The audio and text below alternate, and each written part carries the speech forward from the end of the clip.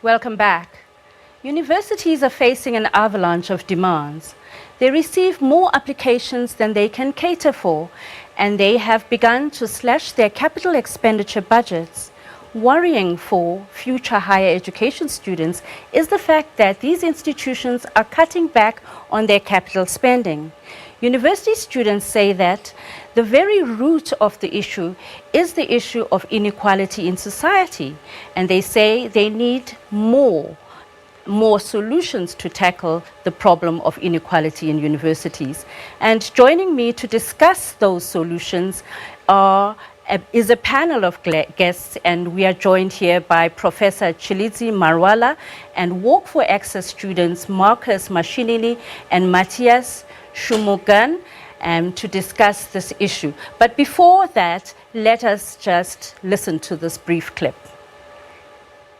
So I think what we need to do is, instead of having like a top-level approach, we should tackle the problem from the bottom up, so from the students. If we get students involved, especially students who have the means and who are motivated to help other students, that's how we solve the problem, because then we get like peer learning sessions, like the academically gifted students are motivated to help sort of push everyone up. Instead of like just saying donate money, that's like not a proper solution. It's a short-term solution that's not sustainable. But if we get people to actually want to help our community and not just think, I want my marks, I want to pass, it's more like I want everyone to pass, I want to help you to pass, then that's how we move forward almost. There's an issue with equity, and we're looking at it from a perspective of equality. So we're giving everyone the same boost that gets these certain marks, but not everyone has the same access to the beginning, to the foundations that everyone else has. So obviously people... You mean the educational foundations? Yeah, so the primary school, the secondary education that everyone else has. So obviously people from high schools that are better off, private schools that have more access to technology and to resources, have that advantage in getting that boost in the first place.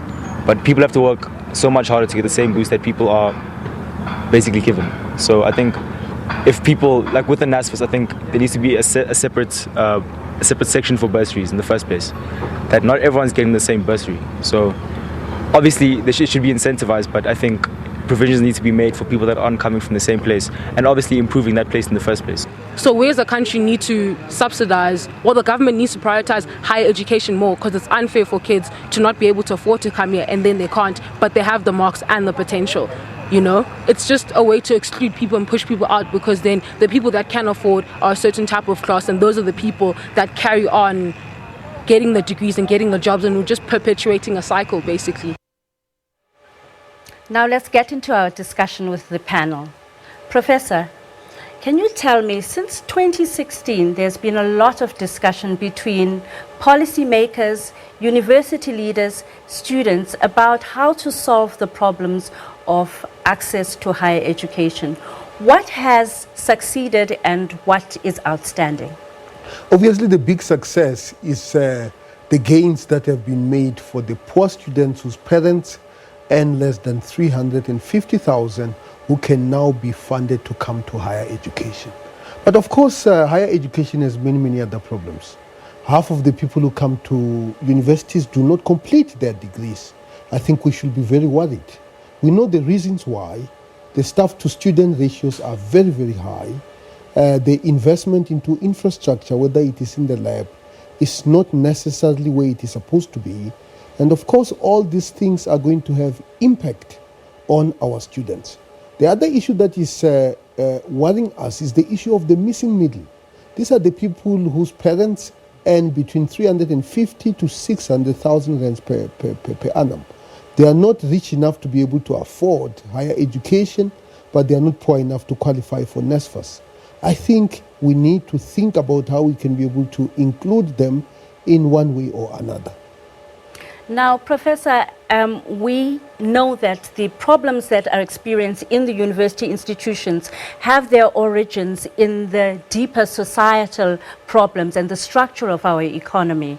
And this is a self-perpetuating cycle. The more inequality the more we fail to address the basic structural inequalities in our society, the more we produce these, the more we perpetrate these.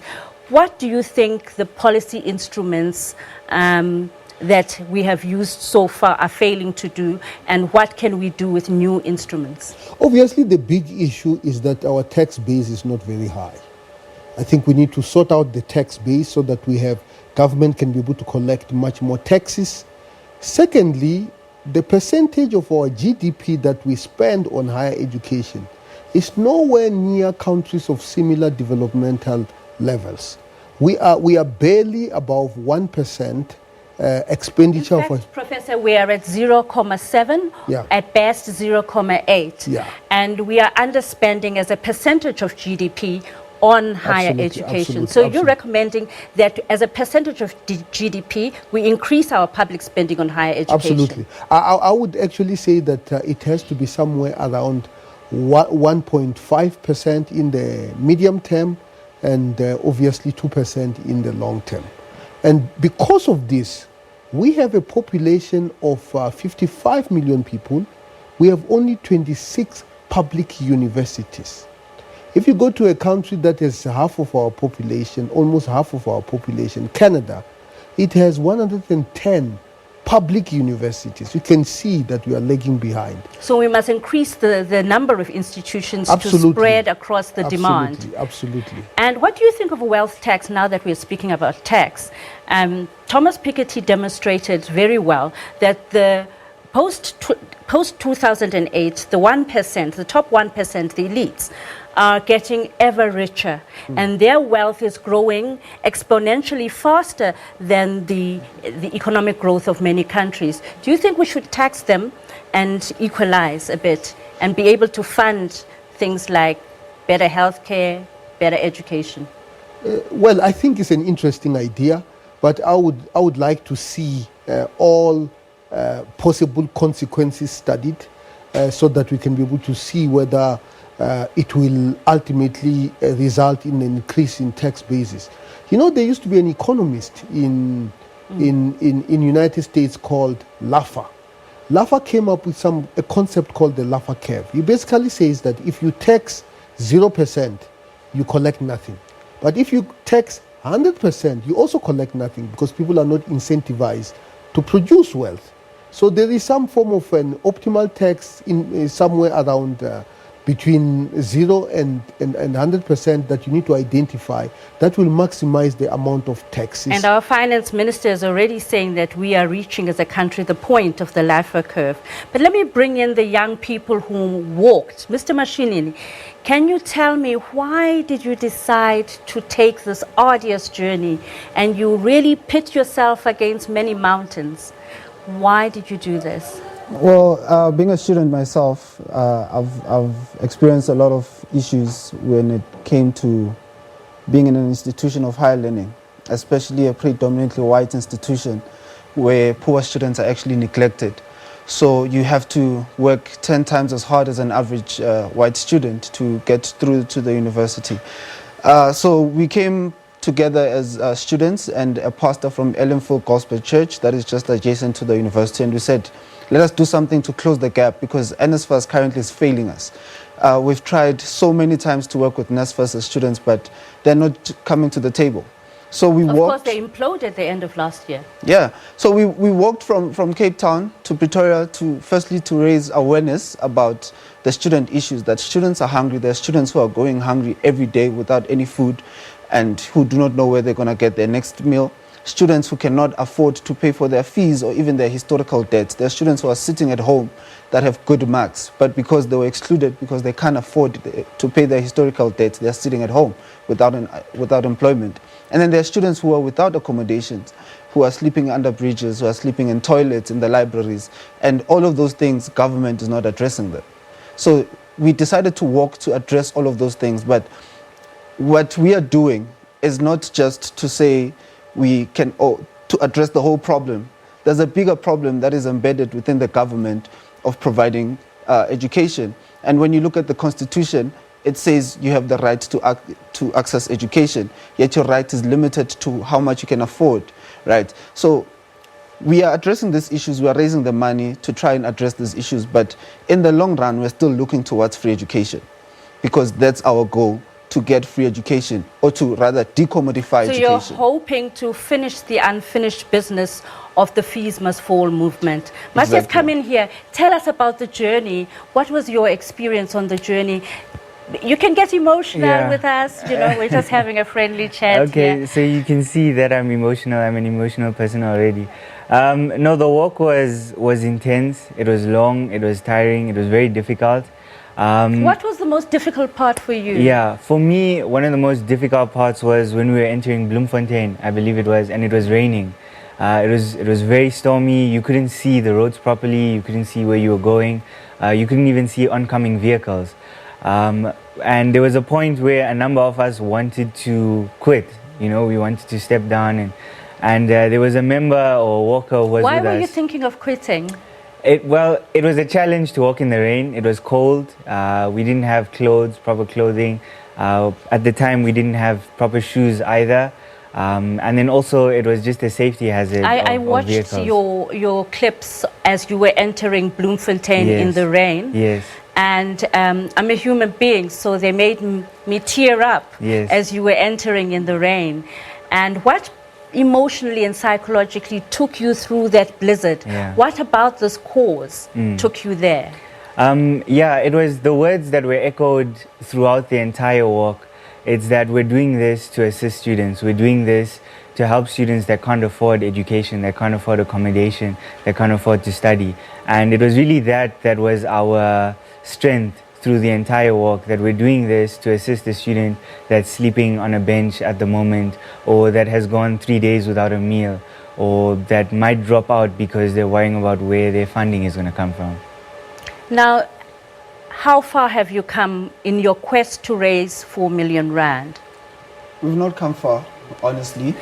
90% of the money that was raised was from people, right? So we're collecting cash on the way. We were asking people to donate. So you were while we walking and collecting money on the way? Walking and collecting money, and when we get to the next town, we had to, deposit the money in the bank account for safety. And there were other students. And people were joining you along the way? Exactly. And people, there were even small kids as young as 5-year-olds who came and gave their 2 rands to say, I want to donate towards the cause, even though they never had the full understanding of what the cause was. But they saw that these people are doing something, and they donated towards the cause.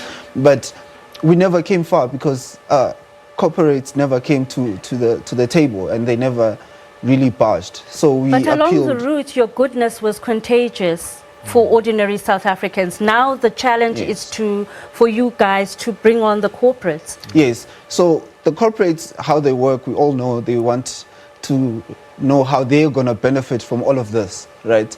So they're thinking we're going to give bursaries and we're going to employ someone because we paid for them. But the bigger picture here is to try and bring people to address a social ill and to address a human right and not limit a human right. But corporates don't see that far, right? So we are trying to bring that human element back to even the people that are sitting in those offices. We've run out of time, but Professor, the last word goes to you. What do you think of this walk? Well, I commend it, but I don't think we're going to sort out the problems of higher education funding by donation. I think it is supposed to be a government policy that actually solves this problem, because education is very expensive. I mean, just to give you an example, only 10% of our students can be accommodated at university residences. The backlog in student accommodation is actually estimated to be somewhere around 350 billion rands. On that staggering note, we have to say thank you very much to our guests. This is a topic that cannot be exhausted in one brief discussion, but to raise the issues is significant. And now let me just ask Nana. Nana, what do you think of this discussion? Tell me, please. Our education policy makers and our National Treasury can take heed of the global trend towards inequality and design policy instruments to deal with the fallout and the adverse impact of rising inequality. It is only once inequality is tackled at its root and elevated as an important public policy issue that the challenges of the increasing access to higher education for the working class families and the missing middle class, that the problem can begin to be resolved.